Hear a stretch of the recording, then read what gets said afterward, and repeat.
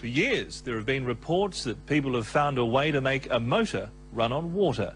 And for years, there have been conspiracy theories about how these backyard inventors have been paid off or even murdered.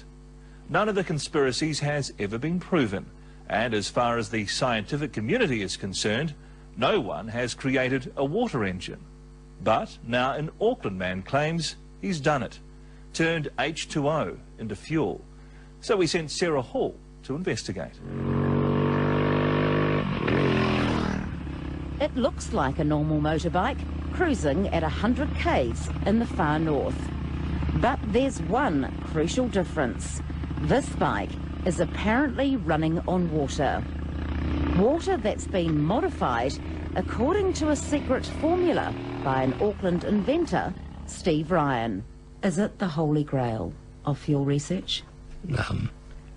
I would say that the person that can find out how water can harness the amount of energy that it has, yes, have cracked something.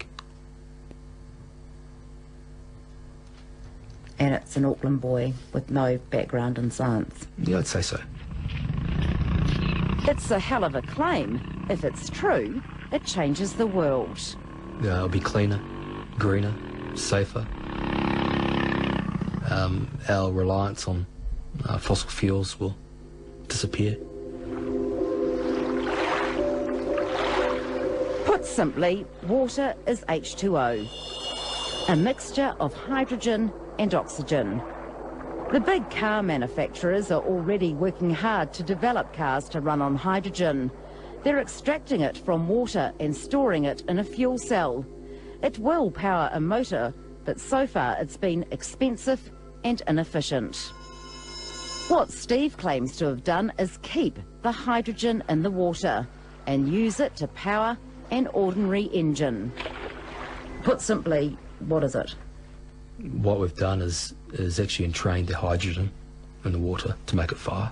And you're saying, to your knowledge, that's never been achieved before? No.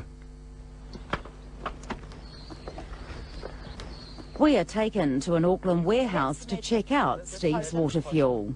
And basically what we've got is just an internal combustion engine. It was a Suzuki motorcycle. It's a 350cc engine, carburetor, fuel tank, fuel. Okay, so it looks like water. It is. It's a water-based fuel. What we're doing is just tipping some in here. Yep. Yep. And what we're going to do is put a lid on there. Right, so that's for me to hold. That's for you to hold, please. Because we're going to test this later on. And I'm going to just tip it in here, which is a fuel tank. And then what we'll do, I'm just going to get you to stand back for a moment. And then what we're going to do is stand back a bit and we'll crank this up. Come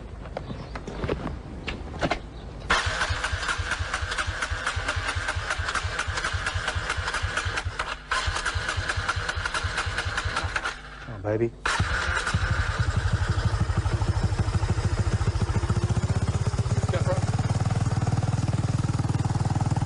Ride it around, be nice to it.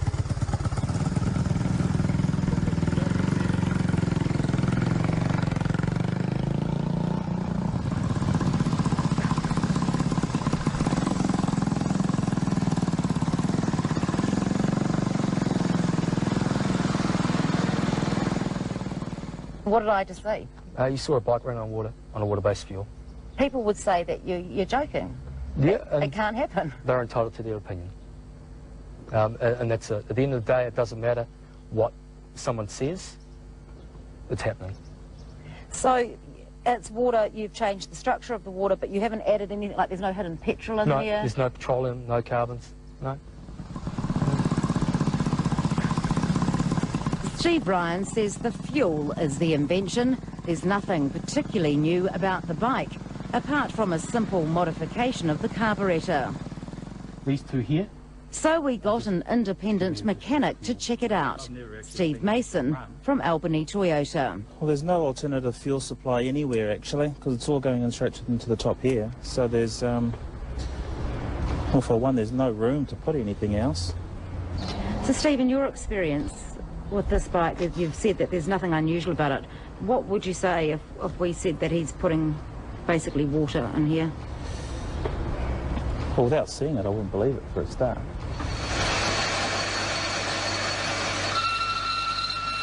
One of those convinced that Steve has done what he said he's done is next-door neighbour Brian Connell. He's been an engineer for more than 30 years and has watched Steve's work in progress.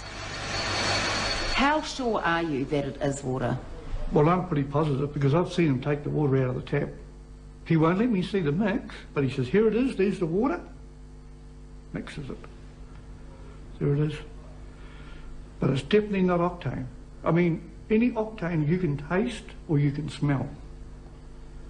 Any octane, no matter what it is, that you can taste it, I'm sure it'll burn you. Mm. So you're positive it's water? I'm positive it's water. Steve Ryan gave up his job in finance to become a full-time inventor. For more than 8 years, he's been tinkering with this idea, starting off in a shed at the back of his property. If he's achieved a water fuel, then he's beaten researchers all round the world who have spent hundreds of millions of dollars. How can you have done it when physicists, scientists with billions of dollars worth of funding can't do it? It's quite simple. If, for example, I was to go to university and study chemistry, I'd be reading a textbook. So I would know what I can and can't do. But when you actually don't have that formal training, you continue to go down the track of believing that you can do it until you prove to yourself that it can't be done, or it can be done. Are you potentially the next Bill Gates? I think he's a bit light. What do you mean by that? All you need to work out is what the fuel is per year, what the revenue streams for the fuel per year, and then you need to just work out what percentage of the market you'll get. And if you're working on a 1%, 2%, 3%, you're talking telephone numbers. So potentially you could make billions and billions of dollars off this technology. Could, quite possibly. Very good. Steve Ryan has filed a patent to protect his findings, but it will take more than a year to come through. Initially, he told us he wouldn't show us the formula or tell us how he was making his fuel. What is your motivation for coming forward now? For protection, because I believe that the further I go down the track of developing this and filing the patent and having the patent being disclosed to the world, I will have a lot of people come out of the woodwork, organisations, governments, that will want to play. In fact, Steve Ryan claims he's already had contact by the US Defence Department wanting to know about his research, and he's had unusual hits on his website. I have a risk management team that look after me, and they put in protocols in place. I don't have a vehicle that I drive. I have vehicles that I use. It's all very James Bond, isn't it? It has to be. People will say this guy is just a nutter. No, I'm probably eccentric.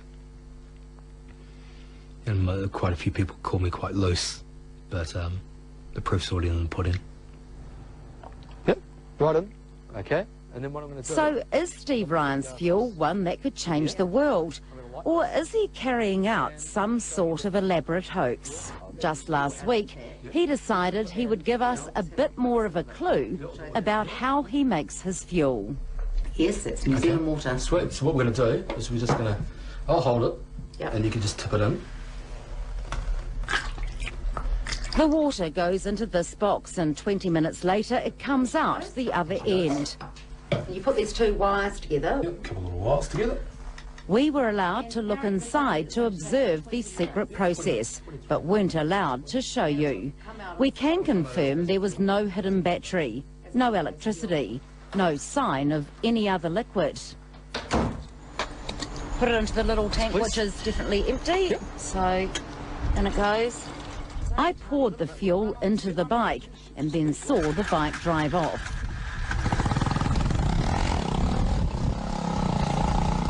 Proof? Well, this time we brought in another expert, Isham Idris, a professor of chemistry at Auckland University. Well, my first impression is nonsense. That's, And I think that's where I stick to it so far, because to me it is still nonsense. Why?